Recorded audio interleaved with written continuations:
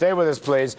Joining us now, North Dakota Senator John Hoeven. He was in the Obama meeting with the Republican Senate Conference. And still with us, Steve McMahon, Jim Pethokoukis, and Don Luskin. Senator Hoeven, as always, sir, thank you very much. Let me just start off. There's a lot of things, a lot of rumors in the air.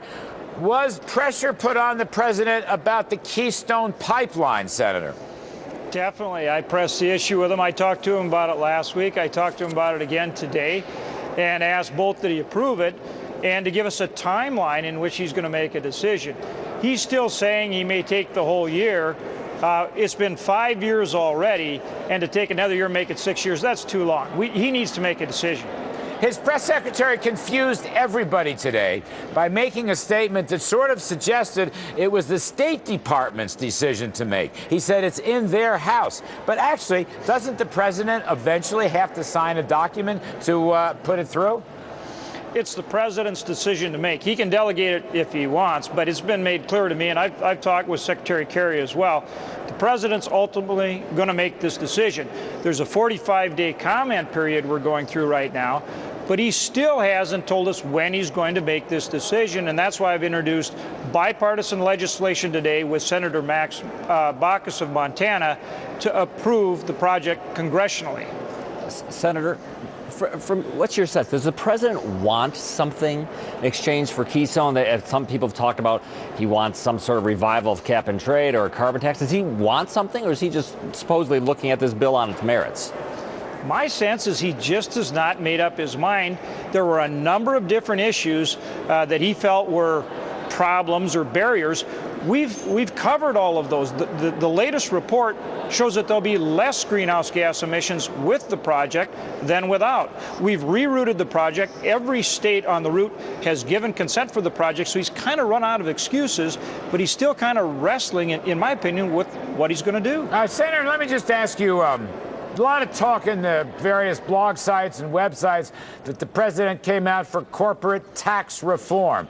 Probably nothing, in my humble opinion, would be better for economic growth than corporate tax reform for large and small businesses, including repatriating overseas capital through a territorial system. What did you make of Obama and corporate taxes?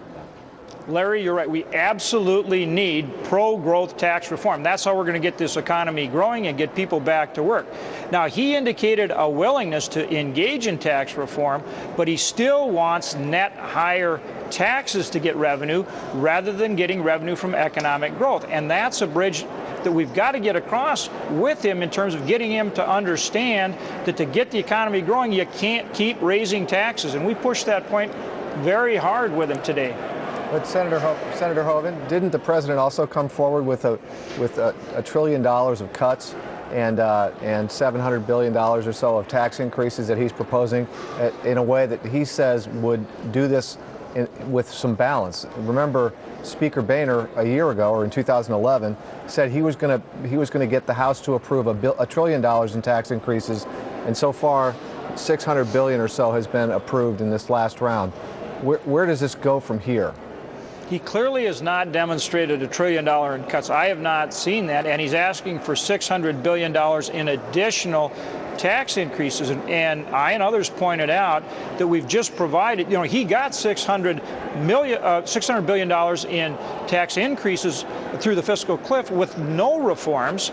And we're talking about reforms to Medicare, like doing some means testing where, again, upper income people are providing more revenue through co-pays or higher deductibles. And he's yet to show us where he's actually willing to make reforms and additional reductions. All right, Senator John Hoeven, North Dakota. Sir, thank you very much. We appreciate your updates. Let me go to my pal, Robert.